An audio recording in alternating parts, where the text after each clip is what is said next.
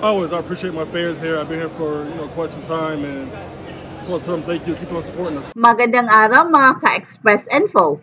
Hindi ka totoong Gilas fan kung hindi mo kilala si Andrew Blatch, ang naturalized player na naging bahagi ng Gilas Pilipinas noong 2014 FIBA World Cup sa Spain.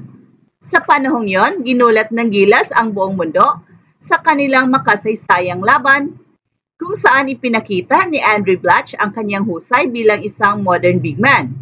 Ngayon sa isang balita, natiyak na ikakatuwa ng mga basketball fans, ipinahayag ni Andrew Blatch ang kanyang interest na bumalik sa Gilas, hindi bilang manlalaro, kundi bilang bahagi ng coaching staff bilang big man coach. I'd love to. I could be a big man coach for the big guys. Yan ang sabi ni Andrew Blatch sa isang ulat mula sa Enquirer.net nang tanungin ito tungkol sa posibilidad ng pagtuturo para sa Gilas. At dagdag pa niya, I'm getting to the age where it's almost over. At this point, it might be my last show this year. Actually, and what I'm thinking next is a little bit of coaching or something in that area. Sa kasalukuyang roster ng Gilas Pilipinas, punuan ng potensyal ang mga batang big man tulad ni Kai Sotto, A.J. Edo at Kenton Melura Brown. Ang mga ito ay may taglay na talento, pero ang mentorship mula sa isang veteranong tulad ni Blatch ay maaring maging susi sa kanilang patuloy na pag-unlad. Si Blatch bilang isang modern big man na naglaro sa NBA at sa international stage ay may kakaibang kakayahan sa ball handling, outside shooting, at court vision, mga aspeto na napakahalaga sa modern basketball. Isa sa mga pangunahing beneficiaries ng mentorship ni Blatch ay si Kai Sotto. Sa taas na 7'2" at natural na kakayahan bilang isang shot blocker at rebounder, malaki ang potensyal ni Kai na maging isang dominanting big man sa international stage. Pero nangangailangan pa siya ng refinement pagdating sa kanyang dribbling, attacking skills at decision-making sa court. At dito papasok ang karanasan ni Blatch bilang isang mentor. Ang mga modern big men sa basketball ngayon ay hindi na lamang umaasa sa post-up plays o rebounds. Sila ay mas versatile na, may kakayahang magdala ng bola, tumira sa labas at maging facilitator sa opensa. Kung maipapasa ni Blatch ang ganitong kaalaman kay Kai, malaki ang magiging improvement ng laro ni Kai. At sa ganitong paraan, mas magiging valuable si Kai hindi lang sa Gilas, kundi pati na rin sa kanyang professional career. Maging ito man ay sa Japan B-League, NBA o EuroLeague. Bagamat promising ang idea ng pagbabalik ni Blatch bilang big man coach, marami pa rin kailangang ayusin upang ito ay maging posible. Una, kinakailangang magbigay ng basbas ang Samahang Basketball ng Pilipinas o SBP at si Coach Tim Cone, ang kasalukuyang head coach ng Gilas. Mahalaga rin malaman kung magkano ang magiging compensation ni Blatch dahil tulad nga ng sinabi ng marami, wala namang libre sa ngayon. Isa pang hamon ang pagkakaroon ng chemistry sa coaching staff.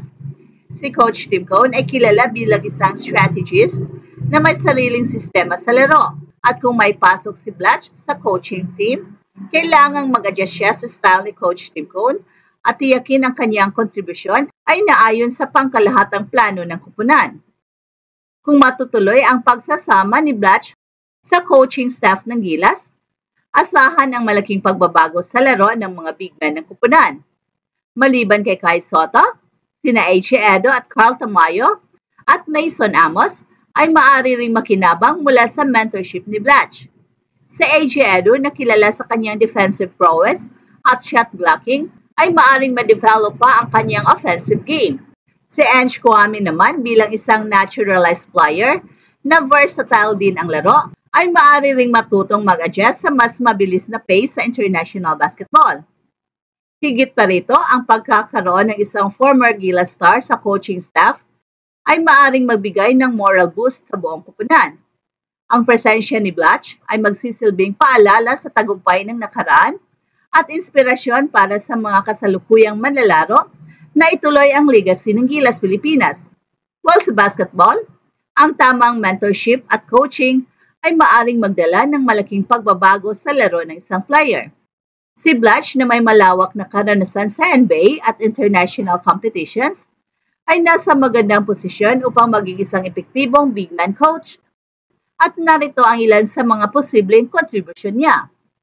Ang dribbling, shooting at passing skills ni Blatch ay maaring maipasa sa mga batang big man ng Gilas na makatutulong sa kanilang pagiging mas versatile sa loob ng court.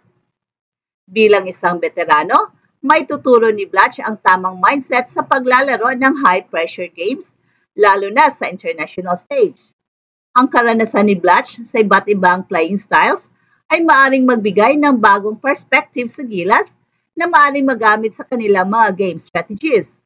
At ang posibleng pagbabalik ni Andrew Blatch bilang big man coach ng Gilas ay isang napakalaking opportunity para sa koponan. Ang kanyang karanasan, kaalaman at passion sa laro ay tiyak na magbibigay ng malaking kontribusyon sa development ng mga batang big man ng ating bansa, particular na kay Kai Sotto. Gayunpaman, ang final decision ay nakasalalay pa rin sa SVP, kay Coach Tim Cone at sa iba pang stakeholders ng Gilas program.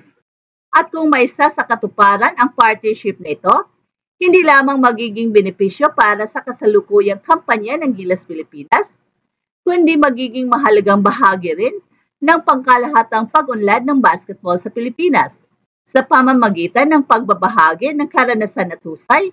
Makatutulong ito upang mahasa ang kasalukuyang henerasyon ng mga manlalaro habang nagsisilbing inspirasyon sa mga susunod pang henerasyon. Ang mga hakbang na tulad nito ay naglalayong palakasin hindi lamang ang koponan, kundi ang kabuuang basketball program ng bansa. Katulad ng ginawa ni Andrew Blatch noong 2014, muling mapatunayan na ang kanyang dedikasyon ay para sa bansa at sa laro. Hindi matatawaran ang ambag ni Blatch nang siya ay unang naging bahagi ng Gilas Pilipinas at posibleng maulit ang ganitong tagumpay kung siya ay muling magbabalik.